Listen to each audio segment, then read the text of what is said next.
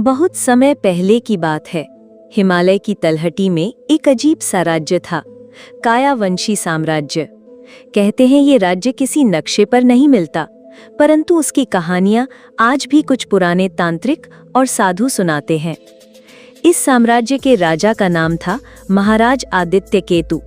उनके बारे में कहा जाता था कि वो अमर थे, परंतु अमरता का राज किसी ने नहीं जाना।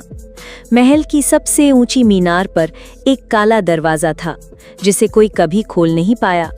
कहते हैं उस दरवाजे के पीछे एक ऐसा कक्ष है जहां से अमरता की शक्ति आती है। राजमहल स्वयं भी किसी साधारण पत्थर से नहीं बना था। उसकी दीवारें रात को बदल जाती। दिन में जहां दरवाजा होता, रात को वहां दीवार दिखाई देती। पहरेदार अक्सर कहते कि उन्होंने गलियारे में किसी अजनबी की परछाई देखी, लेकिन जब खोजा तो कोई नहीं मिला। महाराज आदित्य केतु हर रात अकेले उस काले दरवाजे के पास जाते। उनके कदमों की आहट सुनाई देती, लेकिन वो कभी लौटते नहीं दिखते। सुबह होते ही वे अपने सिंहासन पर बैठे मिलते, जैसे कुछ हुआ ही ना हो। एक बार राजकुमार विवंश ने अपने पिता का पीछा करने की ठानी।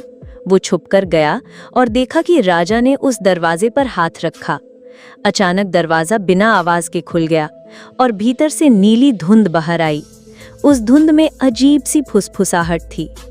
समय कभी रुकता नहीं, लेकिन राजवंश का कर्ज अभी बाकी है। राजकुमार घबरा गया और पीछे हट गया। तभी दरवाजा अपने आप बंद हो गया।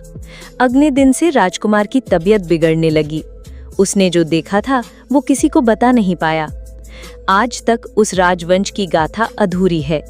इतिहासकार कहते हैं कि वो राज्य अचानक नक्शों से गायब हो गया। महल, राजा, सैनिक सब मानो धरती ने निगल लिए। परंतु रात को कुछ लोग कहते हैं कि पहाड़ों में अब भी घंटियों की गूंज सुनाई देती है। शायद वो राज्य कहीं और जीवित है, या शायद हर श्रोता जो ये कथा सुनता है उसी रहस्य का हिस्सा बन जाता है। और असली रहस्य ये है कि काला दरवाजा अब भी इंतजार कर रहा है अगले किसी साहसी के लिए।